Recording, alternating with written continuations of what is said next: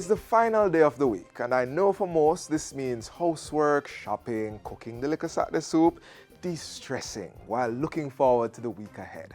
I'm just glad I want to take a little time for Watch Jamaica magazine today, and we won't disappoint. We dive right in after this message. I'm Theodore Henry. Stay tuned.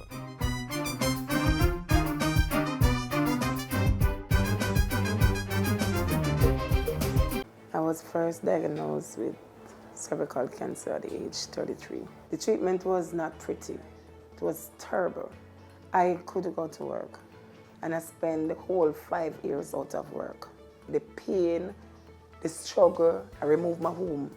I thought, I'm finished with cancer. 2016, cancer come back.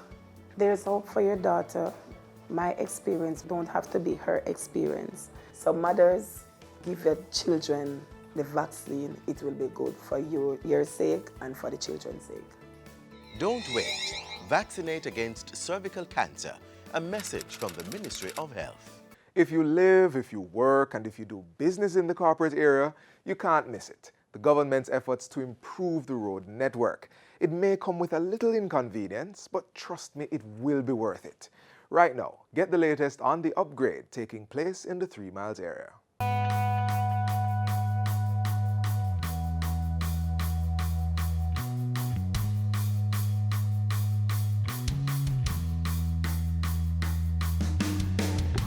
Three Miles is one of those ever-functioning nuclei of our island, connecting country to town, rural to urban, linking you to busy areas such as Spanish Town Road, downtown Kingston, Marcus Garvey Drive, and even the legendary Tough Gong Studio. It's one of the country's busiest intersections, and it's now experiencing first world development.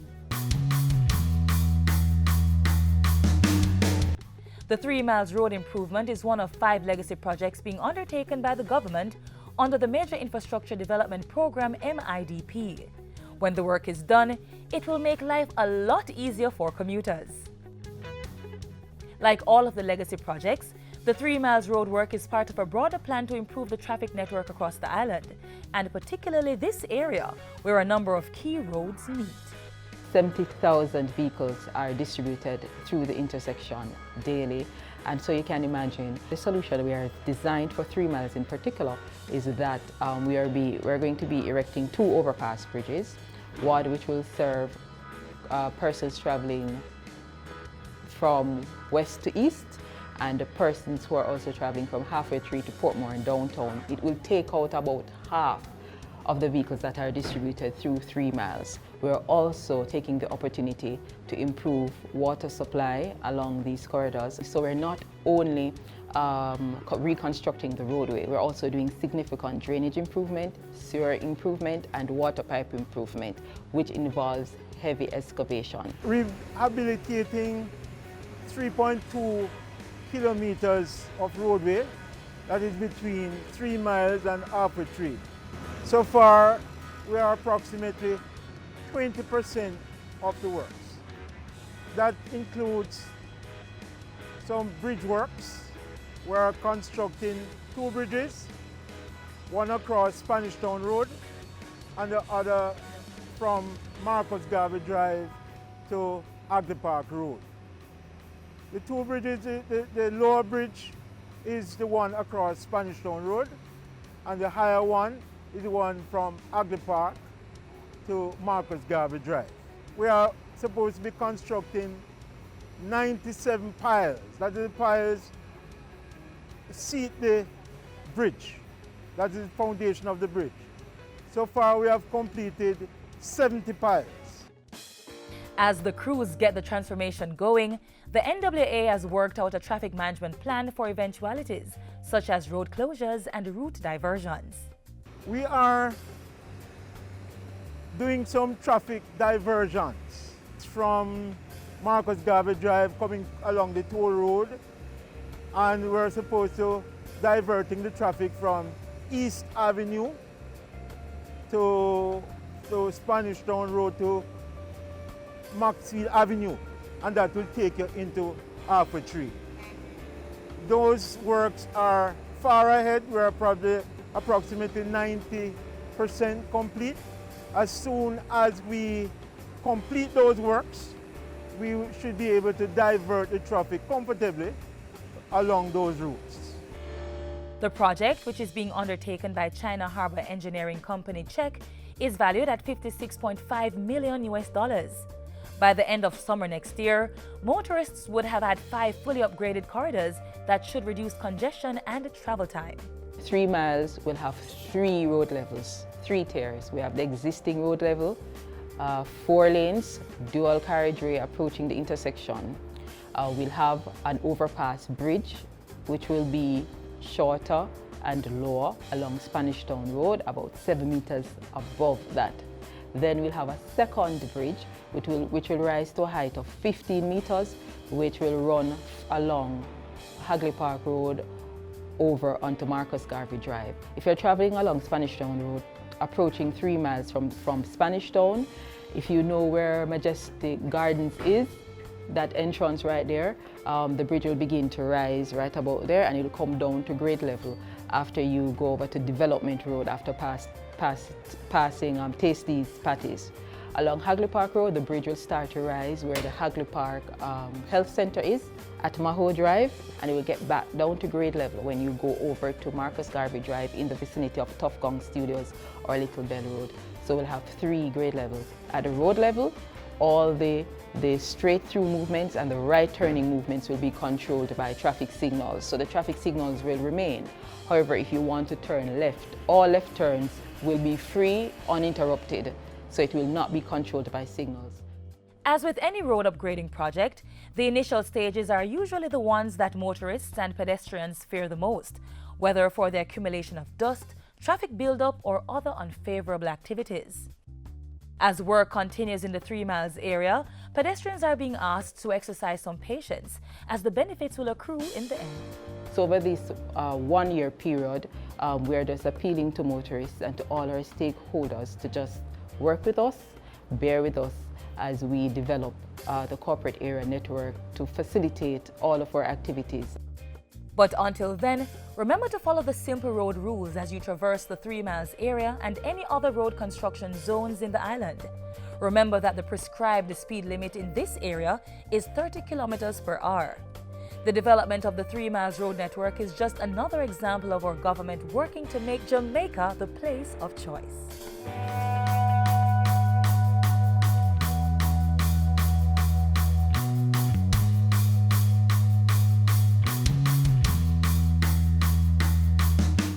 Mommy, Yes, Zoe?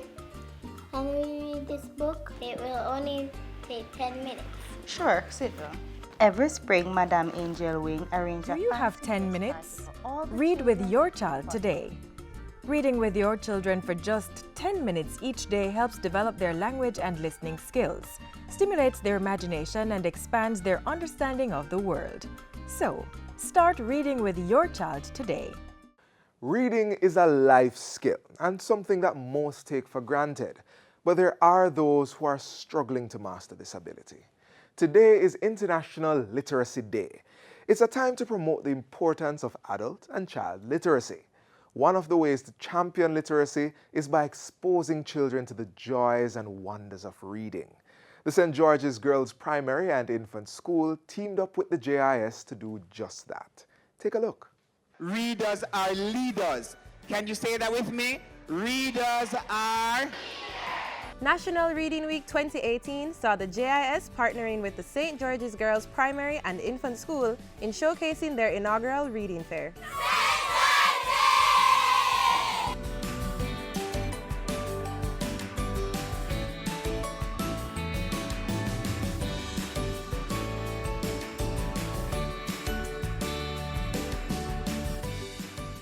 This is St. George's Girls Primary and Infant School, the only all-girls primary school within Jamaica. We are focusing mainly on students from infant and the lower primary level. And I believe that if you can catch the children in the foundation years, you will catch them for life. Read your Bible, pray and read it, you will grow, grow, grow. And so for a reason like that, I would not want to keep an exhibition like this to ourselves. We want to spread it to our neighboring schools like St. Joseph Infant, Aloysius Primary, and Tivoli High, for them to come and be a part of this project. The fair boasted a number of activities coined in such a way that the little ones and the big ones too would find reading fun and exciting. What is happening now is that a lot of children don't like to read anymore. And so when we're able to venture out into something like this, it's always a wonderful opportunity. Also, we have different persons coming in to read to the girls.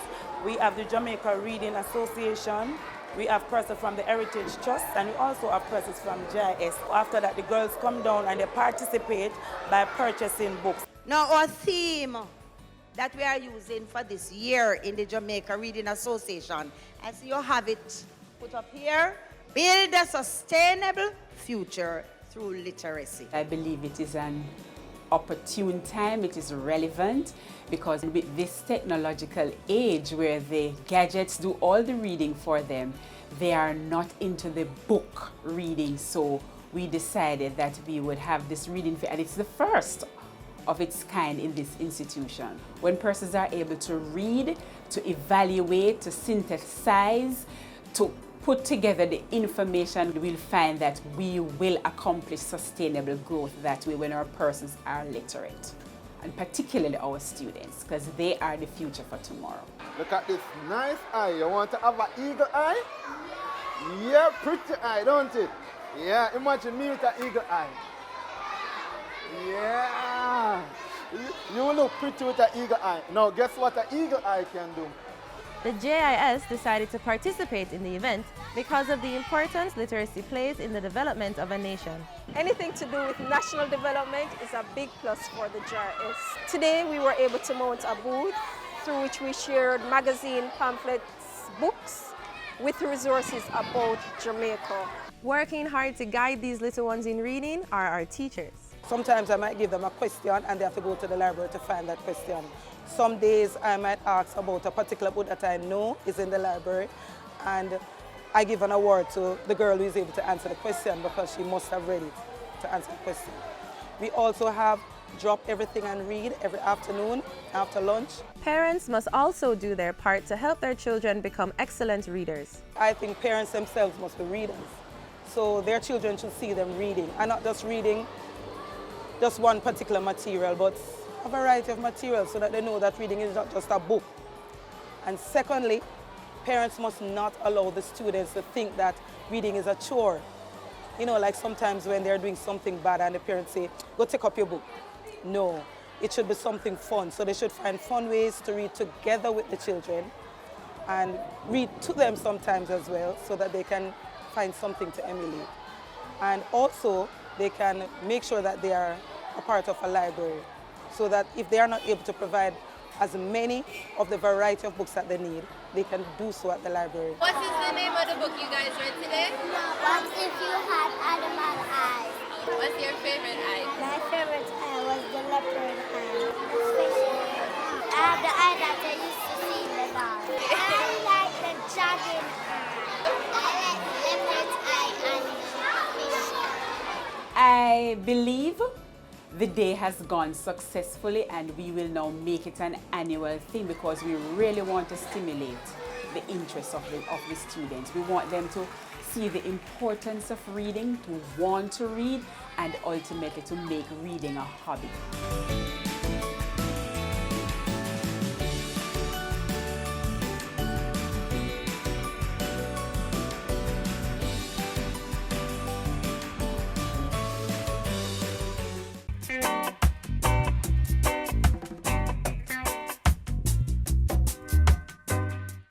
Have you ever wondered how pharmacists decipher the griffonage written by doctors?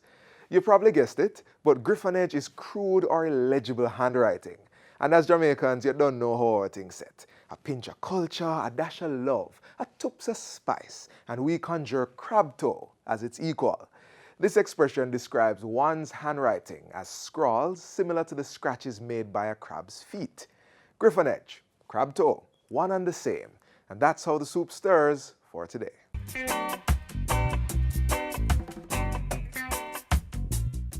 We're moving from penmanship to craftsmanship in our next feature as local furniture makers showcase their products. For your household furnishing and decorative pieces, local artisans can fulfill your desires.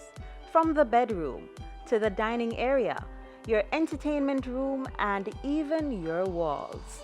Exquisitely designed pieces that will make your guests wish they could stay.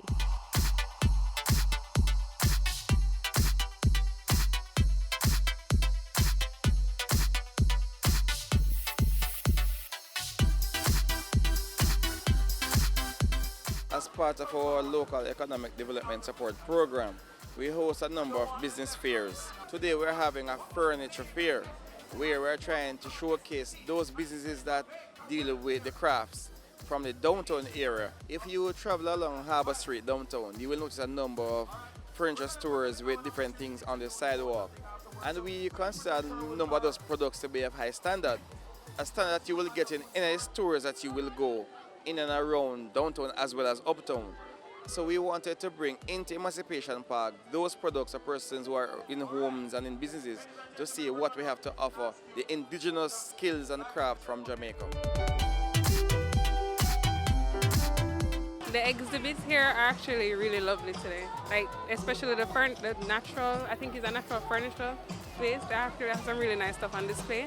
I believe in nature taking the dominant role in everything we do. So I want to highlight the beauty of nature, and that's why I go for stuff that look the way nature presents it already. Anything you can conceptualize, I try to bring it to life. I do door, countertops, accent wall, the whole decor pieces. It's a nice coffee table, two cedar limb, I put them together with a resin inlay. So I pour the epoxy called liquid glass. Yeah, I love to work with that to create the binding, but it also comes with a lighting underneath it to really illuminate the whole thing in the night.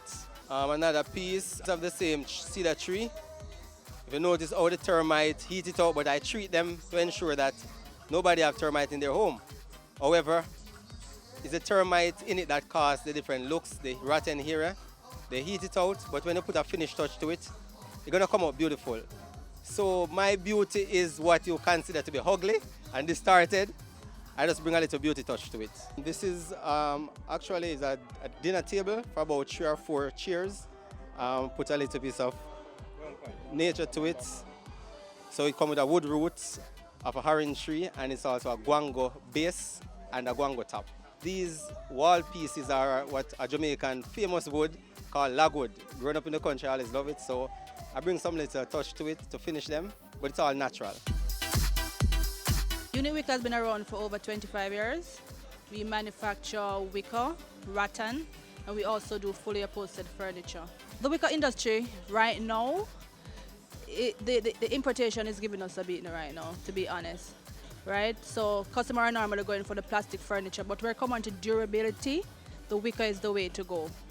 So we'll normally recommend, and we're saying to the customers, the plastic furniture normally ends back up to me, because it cannot take the rain and it cannot take the sun. So it comes back to me to cut it off and put on the wicker.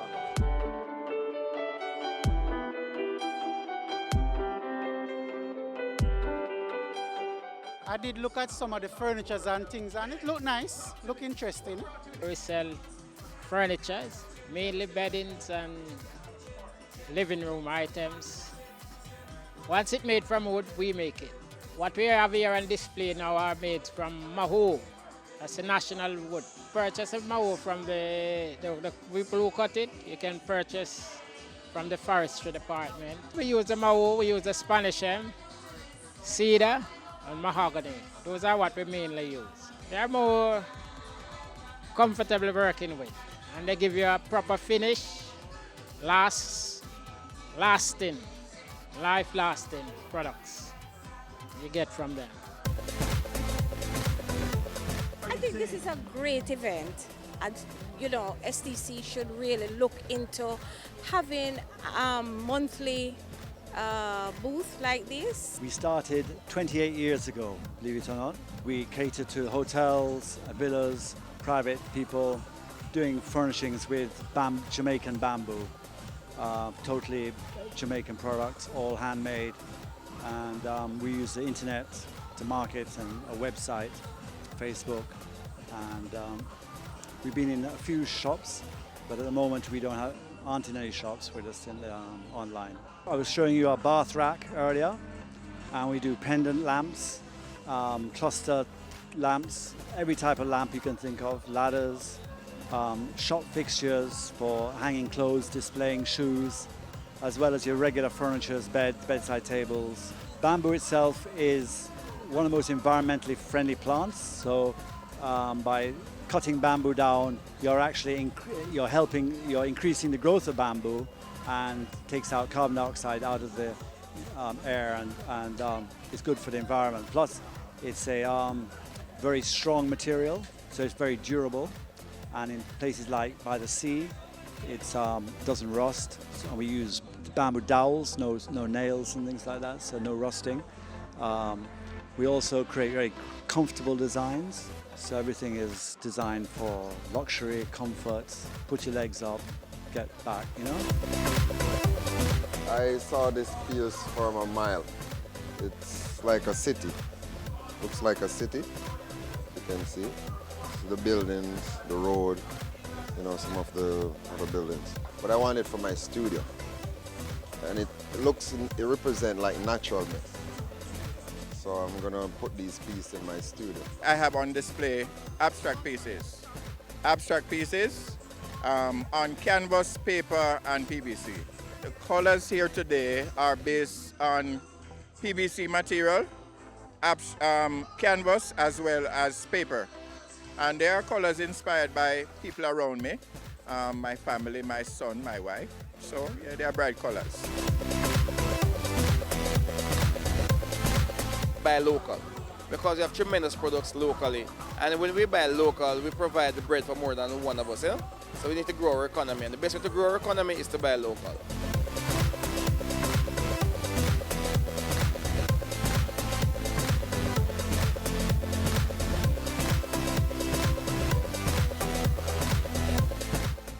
Up next, a look back at some of the major stories that made the news this week. Hi there, I'm Simone Wolf with your JIS News of the Week. By the Ministry of Education's accounts, the 2018-2019 school year got off to a smooth start on Monday. A traffic management plan for the corporate area helped to reduce expected congestion from roadworks, while a similar intervention in the west had the police increasing their presence at busy intersections in major towns. Government has meanwhile committed $380 million to expand the rural school transportation program this year. Because in the corporate area with JUTC, they have highly subsidized transportation. The big challenges in the rural areas where children have to travel far distances, both for primary and more so secondary school, we are much farther away from home. So the average parent in many of these rural areas have to find $500 a day just for transportation for each child. That is prohibitive. In other education news, the portfolio minister said legislative amendments may be put in place to prevent schools from breaching government's guidelines on non-mandatory fees. Where we have seen breaches, we have called in quite privately the boards and principals, and we asked them to reverse certain decisions. We have looked at some of their literature in terms of communication and where we think that they haven't communicated properly to the stakeholders. In fact, we have crafted a sample letter which the narrative says that you're asking for a contribution and not a mandatory payment. Grades 4 to 6 students at the Runaway Bay All-Age School have started the new academic year in new classroom spaces built by Food for the Poor in partnership with the Ministry of Education. The Ministry of Education, Youth and Information is grateful for these initiatives as they enable us to meet our Vision 2030 goals of enabling Jamaica to be the place for people to live, work, raise children and do business. In other good news for students, Labour and Social Security Minister Shaheen Robinson announced that 155,813 children under PATH would each receive a grant of $3,500 for back to school. Every child must have the opportunity to stay in school, and every child must have the opportunity to learn. Therefore, this new benefit will be made annually and will be paid again in the August 2019 payment cycle and in ensuing years.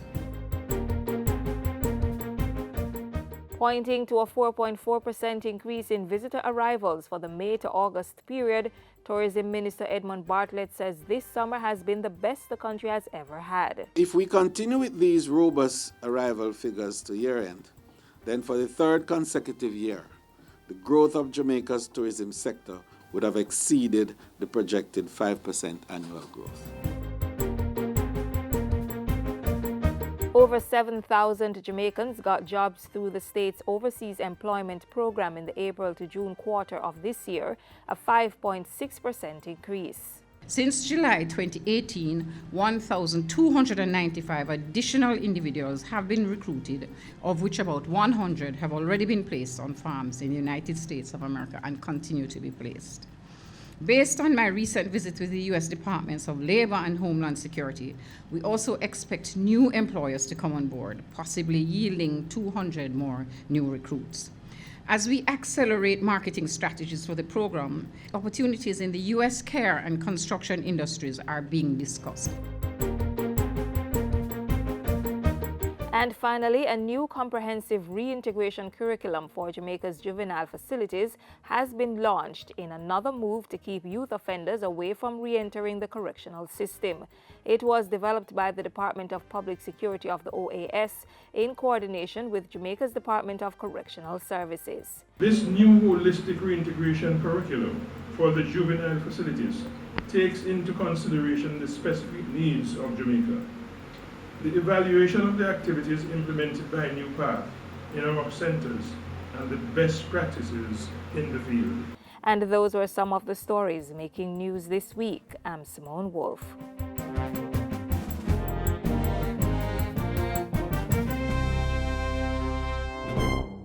3 Miles is one of the country's busiest intersections with 70,000 vehicles passing through the area daily, and it's now experiencing roadwork improvements. Motorists and pedestrians are being asked to follow simple road rules as they traverse the 3 Miles area and any other road construction zones in the country.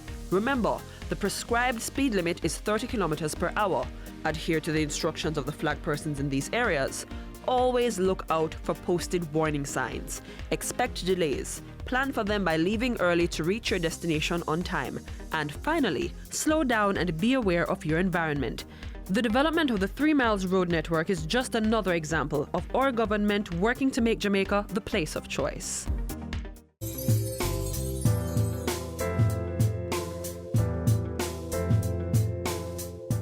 And with that, we end the show with a reminder to be careful and practice patience as you commute. If you enjoyed Jamaica Magazine today and want to watch it again, it's as simple as visiting the YouTube channel or the JIS website. We are also on social media, so stop by and give us a like. I'm Theodore Henry. Enjoy the rest of your day.